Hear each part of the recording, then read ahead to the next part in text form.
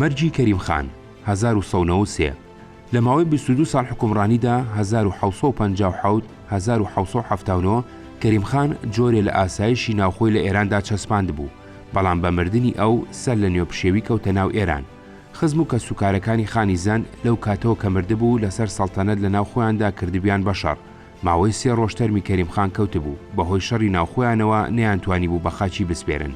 زەکی خان دایک برای کەریم خان 15 کەس لە گەورەکانی زەندی کوشت و ئەبولفەتح خانی کوڕی کەریم خانی لەسەر تەختی سەڵتەنەتدانا و خۆی کاروبارەکانی گرتە دەست. زەکی خان بەدەست یەکێ لە سوپایەکانی خۆی کوژرا و سادق خان لە بەسراوە بە هەڵەداوان گەڕایەوە شیراز. ئەبولفەتحی لێ خست و خۆی کاروباری گرتە دەست. عەلی موراد خان کە لەو کاتەدا حکومڕانی ئەسفەهان بوو، سەڵتەنەتی بەشایانی خۆیەزانی، پەلاماری شیرازیدا بۆی نەگیرا. دوای ئەوە بە ماوەیەک لە نزیک هەمەدان سادق خانی شکاند و بایدایەوە بۆ سەر شیراز.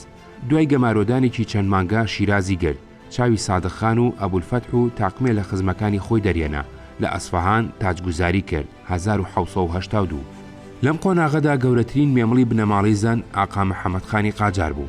ئاقا محەممەد کوڕی محەممەد حەسەن خانی قاجار بوو کە سەردەمێ مێمڵی کەریم خان بوو، ئەیویست ببێ بەشای ئێران و لەو ململانەیەدا کوژرا بوو. ئاقا محەممەد خان بە درێژایی ماوەی حکومڕانی کەریم خان لە شیراز بەدەست بەسەری وەکو بارمتە گلدرابووەوە. مەهدی 1970. دوای مردنی کەریم خان یەکسەر لە شیرازەوە هەڵات بۆ ئەستەراباد، سەرانی ئێڵی قاجاری کۆ کردەوە و دەستی بەسەر ناوچەکانی سەروی ئێراندا گرت و لە 1970 بەرامبەر 1970 ناوی لە خۆی ناشا و تارانی کرد بە پایتەخت. لە سەردەمی سەڵتەنەتی عەلی موراد خان کە 3 ساڵی خایان 1982 1985 ئاقا محەممەد زاتی نەئەکرد پەلاماری قەڵەمڕەوی زەن بدا، بەڵام کە ئەم لە موچەخۆرتی ئەسفەهان مرد 1985 و جەعفەرخانی کوڕی لە جێگەی ئەو لە سەرتەخت دانیشت، ئاقا محەممەد ئیتر کەوتە پەل هاویشتن. جەعفەرخان 4 ساڵ سەڵتەنەتی کرد. لەو 4 ساڵەدا 2 جار لەگەڵ ئاقا محەممەد بەشەڕ هاتوو، هەردوو جار بەشکاوی کشایەوە ناو دیواری شیراز. دیوارەکەی شیراز لە گرتن نەئەهات. جەعفەرخان دەرمان خوارد کرا و مرد 1989. لوتف عەلی خانی کوڕی کە هێشتا گەنجێکی تازە پێگەیشتوو بوو، سەرپەرشتی کاروباری بەندەر و کەنارەکانی خەلیجە کرد، دەست بە جێگەڕایەوە شیراز بە کوژەکانی باوکی کوشت و لە جێگەی ئەو دانیشت. ئاقا محەممەد چووە سەر شیراز، ئەم جارەش بۆی نەگیرا و گەڕایەوە تاران. لە زنجیرەیەک پیلان و فێڵ و هێرش و کشانەوەدا سەرنجام لوتف عەلیشکا و گیرا و کوژرا. زنجیرەی بنەماڵی زەند پێچرایەوە، بنەماڵی قاجار کاروباری ئێرانی گرتە دەست. مەهدەوی لاپەڕە 1990. گۆڕینەوەی پەنابەر 1994. محەممەد ڕەشید بەجی وەکیل کە یەکێ لە گەورە دەسەڵاتدارەکانی ئەردەڵان بوو، نێوانی لەگەڵ خوسرەوخان تێکچوو. کازادخانی کوڕی سوبحانوێردی خان و تاقمێ لە گەورەکانی ئەردەڵانی لەگەڵ خۆی بر بۆ دەرباری عەلی موراد خان بۆ دەربڕینی سکاڵا لە دەست خوسرەوخان. خوسرەو لابرا و کازادخان لە جێگەی دانرا. گەڕانەوە سنە. خوسرەو بەمە قایل نەبوو، شەوێک لە ناکاو دای بەسەریاندا. تۆحفە 155. بە زۆردەری کردن و هەتا گوندی سوورەت و لە مەحاڵی پڵنگان ڕاوینان. کازاد و محەممەد ڕەشید بەگ و دەست و پەیوەندەکانیان پەنایان برد بۆ مەحموود پاشای خالید پاشای بابان. لەو کاتەدا دوو برای مەحموود پاشاش، محەممەد پاشا و عومەر بەگ پەنایان برد بووە بەر خوسرەوخان. مەحموود و خوسرەو پێگاتن سەودایەک بکەن بۆ گۆڕینەوەیان. مەحموود پاشا کازاد و محەممەد ڕەشید بنێرێتەوە بۆ سنە، خوسرەویش محەممەد و عومەر بنێرێتەوە بۆ قەڵاچوالان. ڕەنگە خوسرەوخان لەم سەودایەدا تۆڵی شکانەکەی زرێباری لە محەممەد پاشا کرد بێتەوە.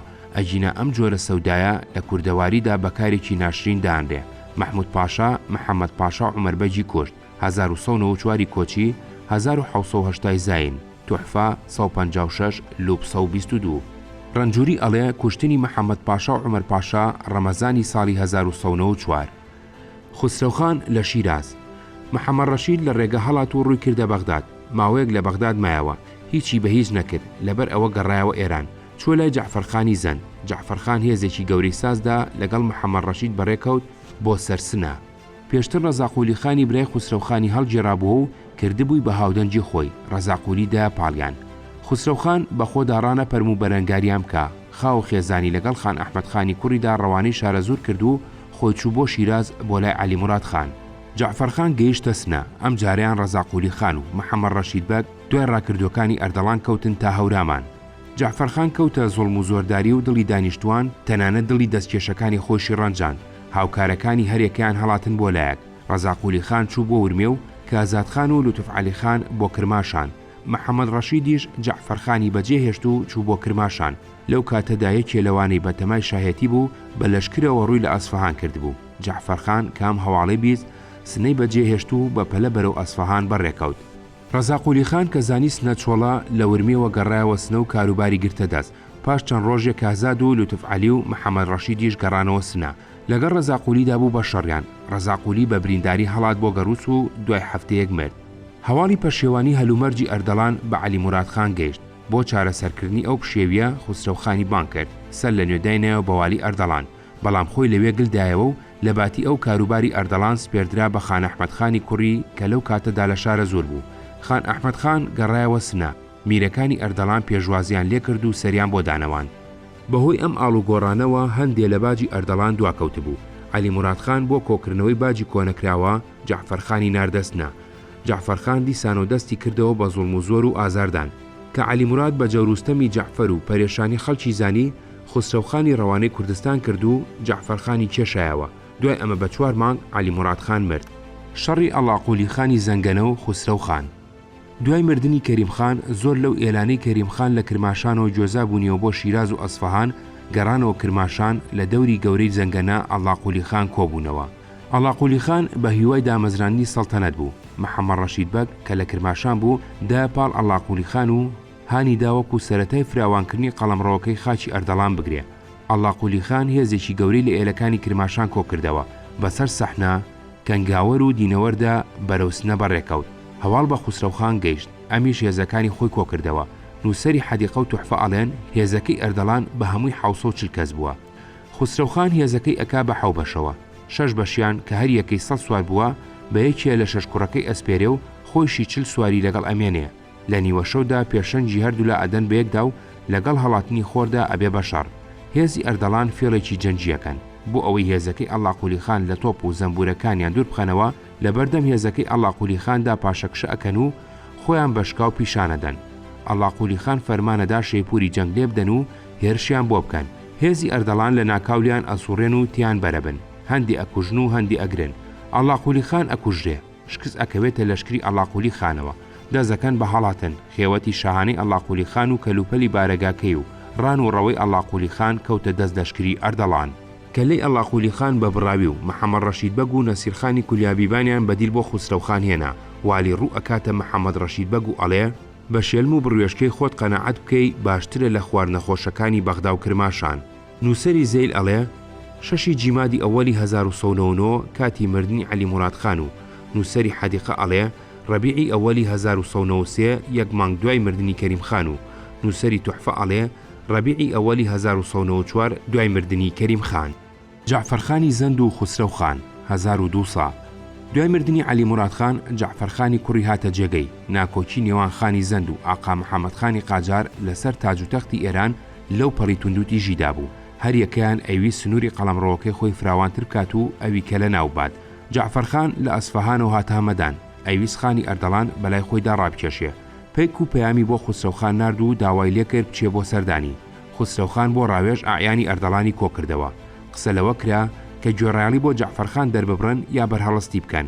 نووسەری سەیرل ئەکراد لەم بارەیەوە نووسیوێتی میرزا ئەحمەدی وەزیر کە بە باپیری پشتا و پشت لە کوردستاندا خاوەن پلەونیشان بوون بە خوسرەوخانی وت خانەکانی زەند لە ئێلیەتدا هەمیشە لە حاکمانی کورد نەویتر بوون جگە لە کەریمخانی وەکیل کە خوا بوو بە دەلیل و هادی و گەیشتە پای سەڵتەنەت.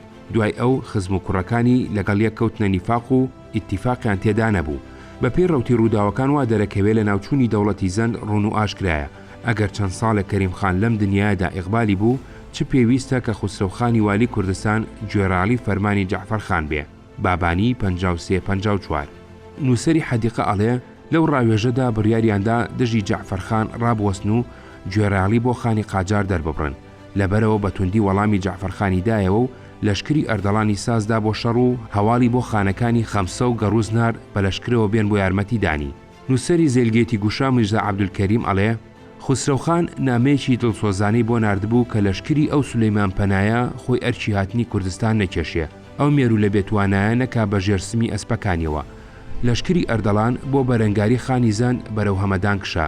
هێزی قەراگۆزل و خانەکانی خەمسە و گەڕوز گەیشتن و لە بەهاری نزیک هەمەدان یەکیان گرتەوە.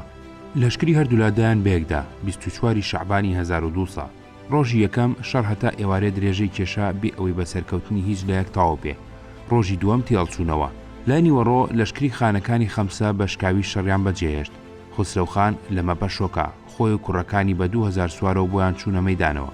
لەشکری زەندیان شڕ کرد. 1300 کەس لە هێزی زەند کوژرا و 800 کەسیان لێ گیرا و 340 کەسیش لە هێزی ئەردەڵان کوژرا و 54شیان بە سەختی بریندار بوون. مێژوو نووسەکانی ئەردەڵان بۆ ئەوی جەعفەرخان سووک و خسرەوخان زل بکەن ئەڵێن خانی زەن چونکە قەڵەوە ورگن بووە نەیتوانی بوو هەڵەیە لە ناو سەنگەرەکانی تۆپخانەکەیدا خۆی قایم کردبوو. کە شەو داهات یەکێ لە مەلابەڕێزەکانی هەمەدانی بە قورئان و جەواهیرێکی زۆرەوە ناردە لای خسرەوخان بۆ ئەوەی ڕێگەی بدا بڕوە. خان پیاوەتی لەگەڵ کرد ڕێگەیدا لەگەڵ 3 کەس لە نۆکەرەکانی بڕۆن. هەر ئەو شەوە بە پەلە بەرەو ئەسفەهان گەڕایەوە. دیارە لە گێڕانەوەی ئەم چیرۆکەدا هیچ لایەکیان مێژوو نووسەکانی زەند و مێژوو نووسەکانی ئەردەڵان بێلایەن نین. هەر لایەکلایانی میرەکەی خۆی ئەگرێ و زلتریەکە. دوێم سەرکەوتنە خسرە و کەوتە فراوانکردنی قەڵەمڕەوەکەی ناوچەکانی مەلایەر، تویسکان، کزاز، فراهان، گوڵپایەگانی گرت. لە گوڵپایەگان 3 ڕۆژ پشووی حەسانەوەی بە ئۆردۆکەیدا. لە کۆڕێکی بەزمڕابواردندا لە جەعفەربەگ یەکێ لە هاونشینەکانی پرسی ئەم سەڵتەنەتەی ئێمە چۆنە بینێ؟ جەعفەربەگ بۆ ئەوەی لەو بیرە پەشیمانی بکاتەوە ئەڵێ والی پێڕاکێشانی زیاتر لە بەڕا جگە لە مەینەتی و قودانی پاروی گەورە جگە لە درانی گەرو شتێکی تری لێ پەیدا نابێ. شێلم و بڕوێشکەی خۆمان لە هەموو خواردنێکی شاهانە خۆشترە. ئەم قسانە کاریان لە خسرەوخان کرد و وازی لە بیری دامەزرانی سەڵتەنەت هێنا. ڕۆژی دوایی دیلەکانی شەڕەکەی لەگەڵ نامەیەکی دڵسۆزی و چەردەیەک جەواهیری بە دیاری بۆ ئاقا محەممەدخانی قاجار کە تازە خەریک بوو بناغەی شایەتیدا ئەمەزران نارد.